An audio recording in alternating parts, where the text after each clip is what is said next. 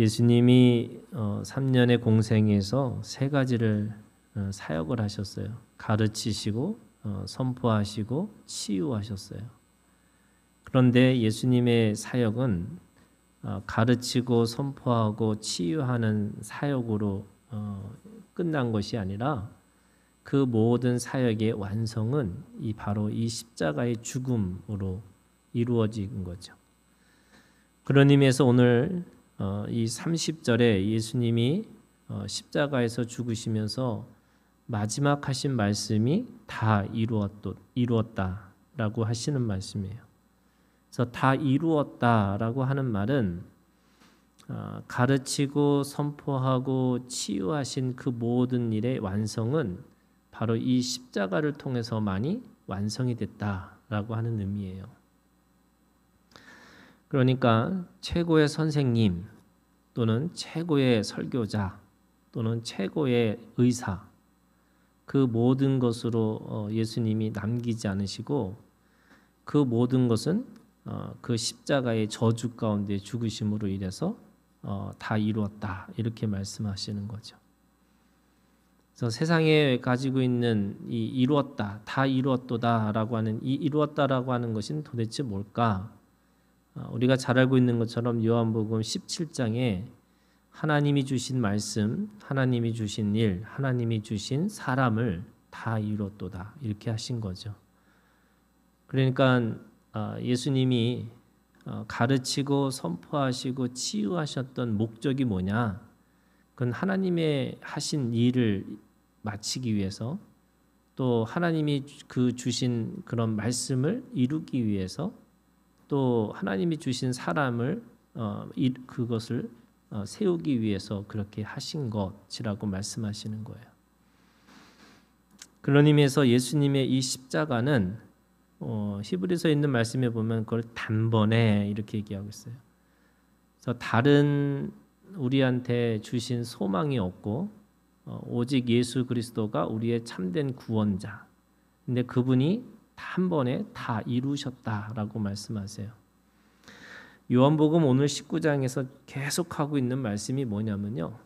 말씀대로 이루어졌다는 거예요. 그래서 그 십자가에 있었던 모든 사건 하나하나가 이미 하나님의 약속 안에서 이미 기록된 말씀 안에서 다 이루어지기 위해서 예수님은 그 말씀 안에서 순종하고 들어가신 거죠.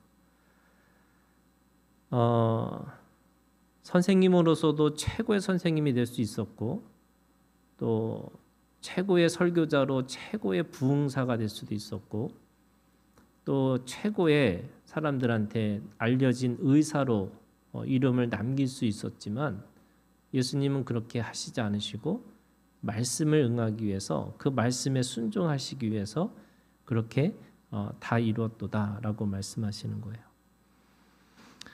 예수님이 첫 번째 이 세상에 오셔서 첫 번째 하신 말씀이 회개하라 이거예요. 그러니까 첫 번째 말씀이 회개하라. 그리고 마지막 말씀하신 것이 다 이루었다 이런 말씀이죠. 그러니까 이 첫 번째 말씀과 마지막 말씀을 보면 결국 우리가 가지고 있는 삶이 뭐냐면 돌아서서 하나님 앞에 이루는 삶이 우리에게 주어지는 거죠. 그러니까 예수님은 우리에게 그 십자가에서 죽으심으로 인해서 죽으심을 통해서 우리에게 주고자 하신 말씀이 뭐냐면 그 십자가를 바라볼 때마다 늘 회개하는 삶으로 내가 이 땅에 살고 있는 사람이 아니라 하늘에 속한 사람으로 돌아서서 늘 하늘의 것을 추구하고 살으라 이거 얘기하시는 거예요.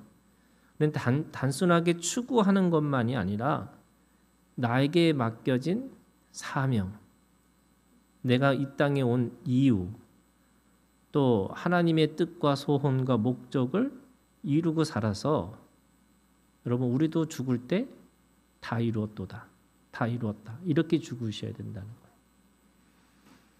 우리는 십자가를 보면서 감성적으로 그 주님이 얼마나 아프셨을까, 또 얼마나 더 힘드셨을까. 근데 그 감정이 어디까지 가야 되냐면 말씀에 순종하는 삶을 통해서 그 말씀을 이루는 삶까지 가야 된다고 말씀하시는 거예요. 그런 의미에서 예수님이 이 십자가에서 7 말씀을 하거든요. 그런데 오늘 우리가 읽은 말씀 속에 3가지 말씀이 오늘 여기에 담겨져 있어요. 첫 번째 보면은요, 26절에 이렇게 말씀하셔요. 이건 십자가에서 말씀하신 거예요. 예수께서 자기의 어머니와 사랑하시는 제자가 곁에 서 있는 것을 보시고 자기 어머니께 말씀하시되 여자여 보소서 아들이니이다 하시고 또 그 제자에게 이르시되 보라 네 어머니라 하신대 그때부터 그 제자가 자기 집에 모시니라. 여러분, 우리는 말씀 종교예요. 그러니까 그 말씀 종교라는 게 뭐냐면 그 말씀이 실제가 되는 걸 경험하고 우리가 말씀을 이루고 살아가는 것이라고 한다면 예수님이 십자가에서 굳이 그 어머니에 대해서 얘기하셨을까? 저는 이 말씀이 모든 인류들에게, 모든 사람들에게 또는 믿음의 사람들에게 우리에게 주시는 하나님의 선포라고 얘기해요. 그걸 믿어요. 그러면 이 말씀이 뭘까? 저는 우리에게 주시는 모든 육신의 관계는요, 하나님이 나에게 주신 사람이라는 거예요. 그러니까 사람들은 맨날 생각하는 게 뭐냐면 아프리카 생각하고 뭐 어디 생각하고 막 그러면서 힘들고 어려운 사람. 그게 아니라 여러분, 신앙의 시작은 내 옆에 있는 하나님이 육신의 관계를 나한테 주신 사람들이에요. 여러분, 그 사람들을 향한 하나님의 말씀이 있다는 거예요. 뜬금없이 너 아프리카 가라 그런 경우도 있어요. 그렇지만 정말 뭐 내가 정말 하나님 나에게 주신 사람이 누굽니까? 옆에 있는 사람이에요. 그 십자가에서 예수님이 정말 이 가상칠언이라 해서 그 대단한 그 말씀을 전하셔야 되는데 그 어떻게 보면 이 죽을 때 말하는 것이 진짜 말하는 거잖아요. 세상에 어떤 말보다 가장 중요한 말을 여러분 죽을 때 하는 거예요. 그런데 예수님이 기껏 여자야 보소서 아들이니다 하고 그 어머니를 그 제자에게 맡기셨을까? 저는 하나님이 주신 사람 누구예요? 여러분, 우리가 막 사람들이 열심히 기도하는데 제일 중요한 건 여러분 육신의 관계에서 주신 사람들이에요. 그래서 십계명에 있는 말씀에 보면 부모를 공경하라 이렇게 말씀하잖아요. 내 이웃을 내 몸처럼 사랑하라. 여러분, 관계가 육신의 관계가 하나님이 주신 사람들이고 그 사람에 대해서 여러분 내가 하나님 앞에 그 사람을 어떻게 하나님이 나한테 주셨을까? 그걸 생각하고 살아가는 거예요. 믿음의 사람들은 그런 거라는 거예요. 그래서 저는 이단은 이 부모의 관계, 육신의 관계를 너무 우습게 여기고 영적인 관계, 그래서 이 육적인 관계는 무시하고 육적인 관계는 쓸모없는 거고 진짜 영적인 관계만 더 중요하다. 저는 그렇게 생각하지 않아요. 여러분, 옆에 있는 사람이 내가 사랑해야 될 사람이고 하나님이 나에게 맡겨주신 사람들이에요.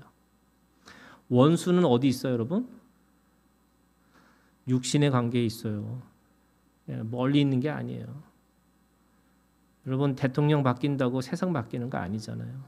그러니까 여러분, 오늘 내 옆에 있는 사람들, 그 사람들을 내가 어떻게 사랑할 것인가, 그거 고민하고 사셔야 돼요. 주님이 그 말씀하시는 거예요. 마지막 순간까지 자기에게 육신의 관계, 물론 이걸 너무 사람들이 이게 우상화해가지고 그 하나님의 어머니처럼 그 마리아를 경배하는 월십하는 수준까지 가는 건 문제지만 우리가 리스펙은 해야 되는 거죠. 존중하고 존경하는 거예요. 두 번째 28절에 이렇게 말씀하세요. 그 후에 예수께서 모든 일이 이미 이루어진 줄 아시고 성경을 응하게 하려 하사 이르시되 내가 목마르다 하시니. 진짜 목마르겠죠. 그 십자가의 그 위에서의 그 순간에는 그 고통과 그 모욕과 수치가 너무 힘드니까 그리고 그 안에서 진짜 목마르는 건데 오늘 말씀이 뭐라고 그러냐면 말씀을 응하게 하려 하사 이렇게 말씀하세요. 그러니까 그거조차도 목마르다라고 하는 것조차도 모든 인류를 향해서 주시는 하나님의 말씀이에요. 그럼 그 말씀이 뭘까요? 여러분, 목마르다라는 것은 오늘 우리가 하나님 앞에서 진리에 대한 갈급함인 거잖아요. 생명에 대한 갈급함이에요. 죽음의 문화 속에서 우리가 늘 이 사망의 음침한 이 속에서 내가 가지고 있는 그 그림자와 내가 가지고 있는 상처와 내 아픔을 묵상하고 있는 삶 속에서 하나님은 그렇게 살라고 말씀하시는 게 아니죠. 인생 수고와 슬픔밖에 없는 인생에서 우리는 기뻐하고 감사하고 즐거워할 수 있는 하나님의 또 다른 이 삶이 우리 가운데 있다는 거예요. 그런데 주님이 주시는 이 목마름은 뭘까? 저는 그것이 오늘 우리에게 주신 사명이라고 생각해요. 세상에 그 미움과 다툼과 시기와 질투와 이 모든 세상 속에서 사랑이라고 하는 진리를 우리가 그렇게 살아내야 되는 거죠. 오늘 우리에게 주시는 하나님이 주신 말씀을 이루라. 이 말씀이 뭘까? 저는 그게 율법이고 계명이고 아니에요, 여러분. 결국에는 모든 율법의 정신은 사랑이에요. 그래서 가장 인간다움이 없는 시대 속에서 가장 인간다움을 말하고 살아야 되는 거죠. 모두가 자본을 얘기하고 모두가 돈을 얘기할 때 우리가 관계를 얘기하고 있어야죠. 저는 그거에 대한 목마름이 우리 가운데 있다는 거예요. 또 주님도 그거에 대한 목마름이 있으셔서 그것이 말씀을 응하게 하는 삶이라고 하는 것을 분명하게 말씀하고 있어요. 오늘 이 세 가지 말씀이 있어요. 그 어머니가 네 어머니라 하고 또 내가 목마르다 하시고 그리고 다 이루었다. 여러분 오늘 이 세 마디가 오늘 우리에게 주신 사명의 말씀이고요. 또 이 사명의 말씀을 우리도 자기를 부인하고 자기 십자가를 지면서 이 말씀에 오늘 우리가 응답하고 또 그 말씀을 이루고 살아가는 어떻게 보면 2024년 우리 기독교의 가장 중요한 절기가 부활절이고요. 그 부활의 가장 그 부활을 가장 깊이 경험하는 시간이 오늘 이 금요일 시간이에요.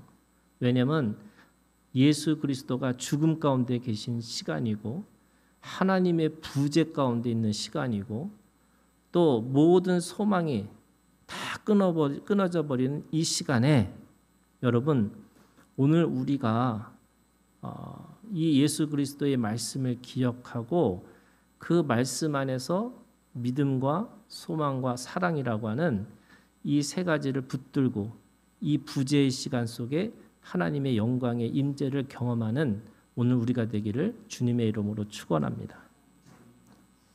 오늘 우리 세 가지 말씀 가지고 우리가 함께 기도하겠습니다.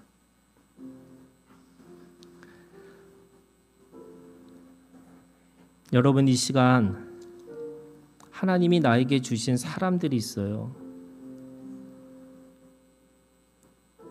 저 멀리 있는 사람들이 아니고요. 나와 상관없는 사람들이 아니라 뭔지 모르지만 이 육신의 관계로 나한테 주신 사람들이 있어요. 내가 정한 것도 아니잖아요, 여러분.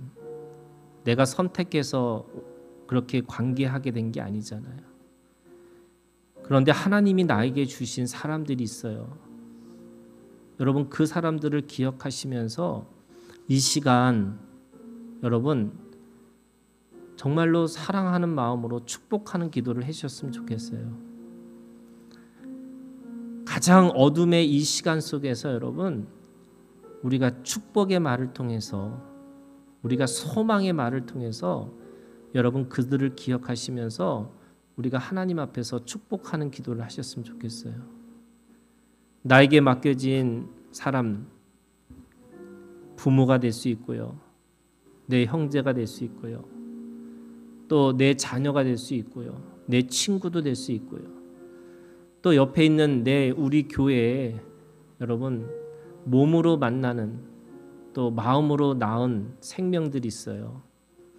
여러분 그들을 위해서 여러분 하나님 앞에서 그들을 축복하고 그들이 절망 가운데 있을 때 하나님을 만나게 해달라고 또 아무것도 없는 곳 속에서도 그 길을 진리의 길을 찾을 수 있도록 여러분 이 시간 주님 앞에 그렇게 중보의 기도를 우리 함께 드리기를 원합니다. 기도하겠습니다.